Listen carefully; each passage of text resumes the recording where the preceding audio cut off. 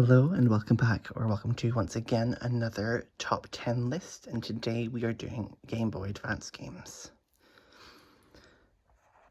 I played so much of these around my late teens. I wouldn't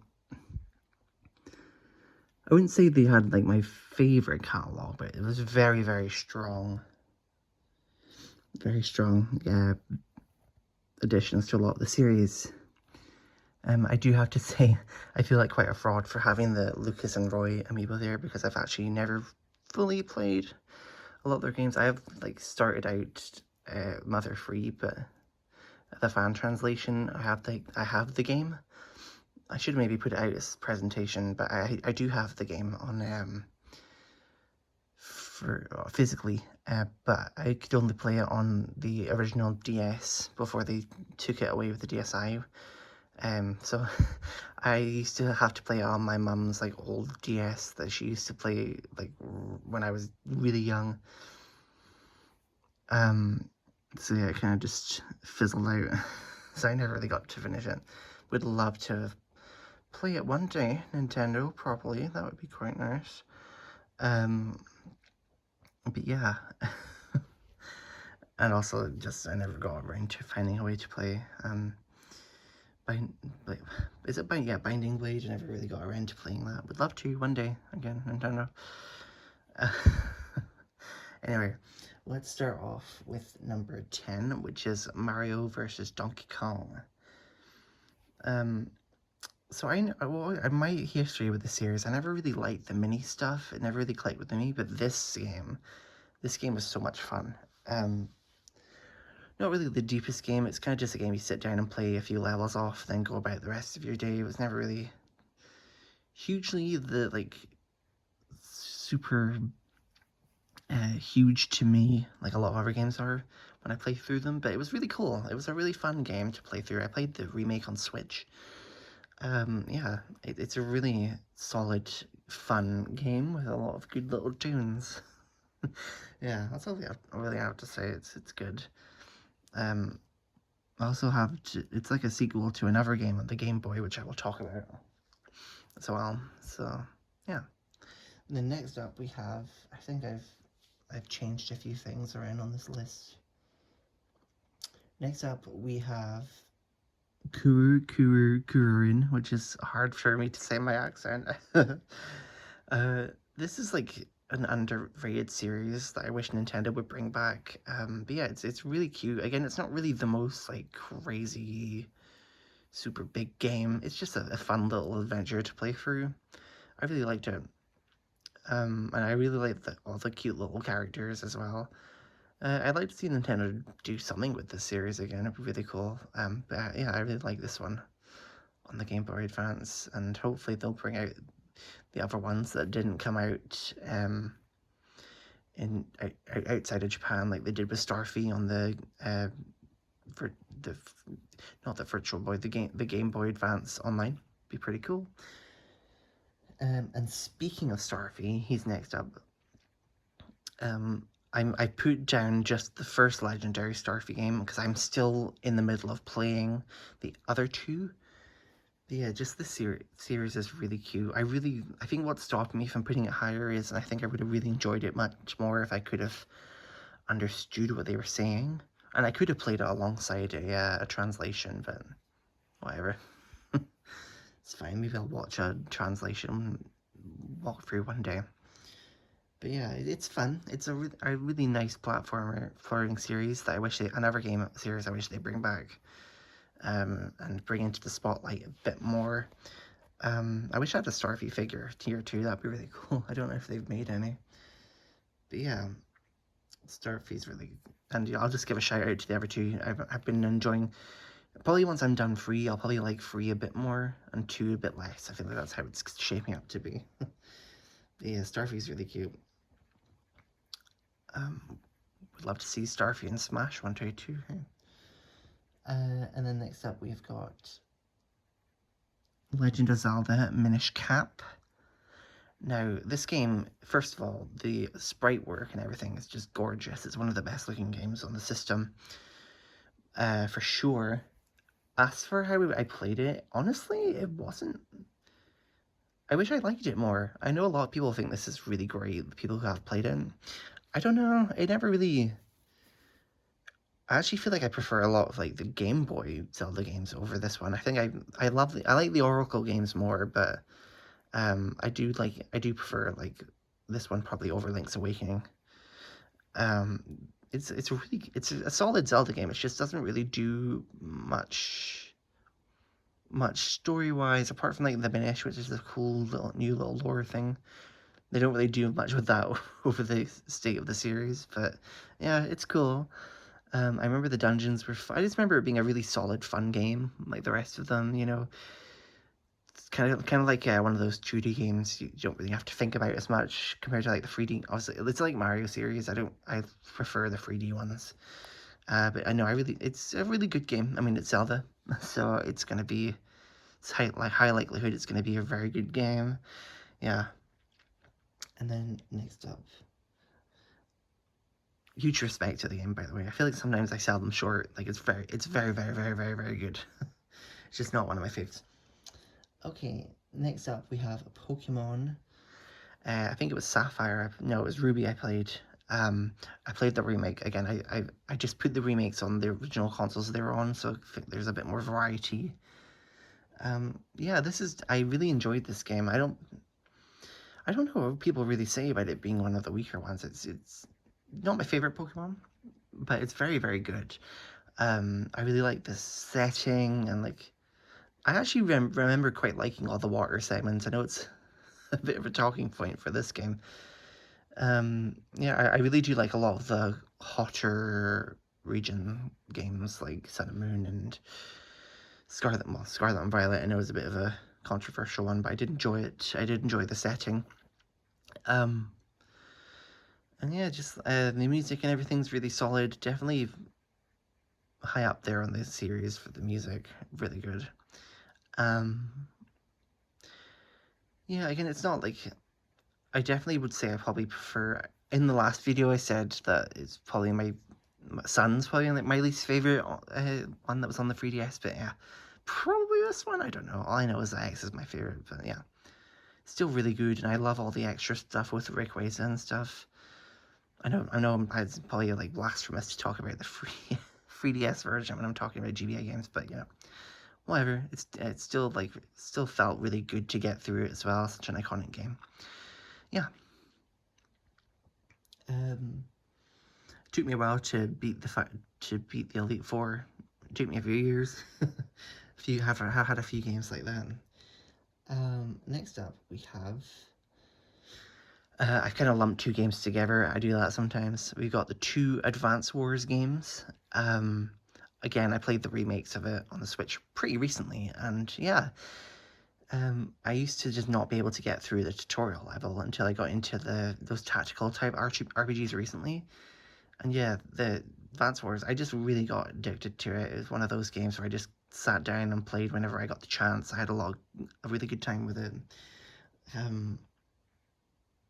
Yeah, the characters are really good. All the characters' themes, all the story is not really is not. I feel like it's not meant to be very in depth compared to how I feel a lot of the ones after are like. I don't really know a lot about them, to be honest. I'm gonna need to do a bit more research onto them, see if I can ever play them. I actually know I do have one of them on, but I just haven't really got around to playing it on the DS yet. But yeah, we're talking about the two originals, and yeah, they're really good. I love all the character interactions are very good. I wish they kind of interacted a bit more, had a bit more like they do have some interesting connections, like some in history with each other and the nations and everything. Yeah, there's a lot of good stuff in there.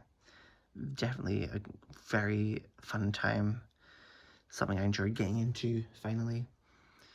Yeah. And then next up we have Wario Land 4. I feel like this one is everybody's favorite Wario Land at this point in time, where as it used to be Wario Land. God, I'm sorry, Wario Land Free. And to be honest, I think I do prefer Wario Land Free a bit more. Though I can definitely see the love for this one. It's probably the most like maybe Wario Land Shake It has it beat in terms of like aesthetic, but like aesthetically it has like the most interesting stuff going on. Um, And yeah, they're just like it's kind of got that the going back and forth levels that they introduced in Wario Land. Shake It as well. Yeah, I mean it's really pretty. Again, maybe what this game has Minish Cap beaten the most pretty game on the system. I don't know. Yeah, it's really lovely. The music's probably the most memorable in the series, and yeah, all the like the story stuff's pretty funny and fun, and like the ending is it's such a vibe. Yeah, it's a vibe. The whole game's a vibe for sure. And I like all of, like the weird stuff that the Wario games are doing around that time, especially like what they did in the GameCube as well. Give that a shout out, I guess. Okay. I guess we'll just move right on to Pokemon Mystery Dungeon now. Another game I played as a remake, sorry. You're going to be hearing a lot about this with the Game Boy videos as well. I think a lot of the other top 10s I've do as well are going to be like that, but whatever. But yeah, this game is the reason I'm holding off doing a DS game thing for now, because I haven't played Explorers of Sky, and like this game is so good, and if it's supposed to be like even like a lot better, like yeah, okay. And I have watched a walkthrough of that one actually, and I can see why they say that. But yeah, um, I'm so it was just such a lovely game to sit down and play. It was nice to like just get on and grind up, and the story was really sweet as well. They really do a good job at having you really care about the characters and everything, and make you feel like you've got like a connection with your partner Pokemon. It's so cute, and recruiting all the Pokemon super sweet. I cannot wait to play the sequel to this game. It's gonna be so good. Okay, and then after that, also, I'm so sorry. This is probably the most barren uh, setup I've got. I don't really have a lot of memorabilia for any of the GBA games. It's fine. We'll just go on to the next one, which is Fire Emblem, or Blazing Sword. Is it Blazing Sword or Blazing Blade in Japan? I can't remember. But yeah, this is like a high up on my favorite Fire Emblems. A lot of the Fire Emblem games can be kind of hit or misses, but yeah, this one just had a. It's not like the most in depth that the series has ever got by a long shot, but it certainly has a lot of like some of the most memorable characters in the series. I love Lynn. I can see why people love Eliwood and Hector a lot, and yeah, the game was just another one that was so great to get through. It was the first game that I finally really got me into Fire Emblem. Finally, when I played it last year, yeah, and playing through Lynn's story and hearing that theme of hers at the end, and then getting through the rest of the game with her was so cool. Oh, I love Lynn. Do they have a Lynn amiibo? If they don't, they should make one. But yeah, I'll need to get one. Yeah, it's definitely a top 5 Fire Emblem game that I've played so far. And then we'll go through some quick honorable mentions. We'll continue with Fire Emblem with Sacred Stones. Feel a bit bad for not including that one. Maybe I should have done. I just didn't really care about the characters as much in that one, though. A lot of like the vibes were so cool with like the monsters and stuff. They went full on like they had like full on like creepy stuff. Not like creepy, but like your traditional like monsters, like zombies. No, maybe there wasn't zombies, but there was like giant enemy spiders, and I think there was werewolves. I don't know, stuff like that. It's funny, and they had a lot of like dark elements. I remember watching a video of it before, and I was like, yeah, it's pretty unique in that way. But the rest of the ways, it's kind of like your basic Fire Emblem, to be honest. And then we have Mario and Luigi Superstar Saga, which I'm so sorry. This is the game of this list. I'm so sorry for not including. It didn't really. I didn't really enjoy it as much as I did a lot of the other Mario RPGs and Mario and Luigi games. It just never really. And yeah, there was a lot of cool like areas. I really love the setting of the game in the Bean Bean Kingdom, but yeah, I don't know. I think it was kind of like I found like I know a lot of people don't like how like simple the Luigi stuff in the newer game is, but I don't know, like switching between them all the time and doing all that sort of finicky stuff, it didn't really vibe with it as much. But you know, it's a lovely game, very good. Just and the story and the writing and everything was very amusing. Yeah, it's got introduced Fawful as well, which is good. And then we've got Kirby and the Amazing Mirror, another one I'm sad I didn't include. It just like Minish Cap, I never really, and Superstar Saga, I never really got into it very much. I just find it a bit, I think maybe if I played it again today, I would find it a lot more enjoyable. Just back then, I found it a bit confusing and like, I needed help a lot. But now I think I would be able to do it maybe a bit better, and maybe I would have put it on the list if I did replay it. Maybe something I'll need to do one day, yeah. I'm not really big on replaying games. I like to just get on and do other things on my my backlog, but yeah, it's fine. And then we have WarioWare. I'm sorry if I forgot to include other WarioWare games in other lists. I just never really... The series is fun, it's just not really one that I think is... Well, it's not really one that I personally is a personal favourite of mine. I do prefer the Wario Land games, as you can see from this video, but yeah. Gotta give a shout out to this WarioWare game, because it's got that OG iconicness about it, and yeah, playing it was cool. Yeah. And yeah, again, I'm probably forgetting something. I'll just put it in the comments like I'll do for the other ones I've forgotten about my last list. But number 1, we have Metroid Fusion. And again, we don't have Zero Mission because it's on, I'll put that on the NES video. But yeah, we got Metroid Fusion. This game is just playing through the 5 Metroid games was just a blessing. Just such a great experience to get through those. This one just has that atmosphere to it. It's kind of stands apart from the other ones in its own unique way. I know a lot of people don't really like the linearity of it, but I don't know. I think it's cool to have a game that kind of differentiates itself to the other ones, and yeah. I definitely think it's one of the best Metroid games. I mean, once you get to the really good Metroid games, they're all really good. When the series has its highs, it's super high, and this is one of them. All the chase scenes, I think it does a lot of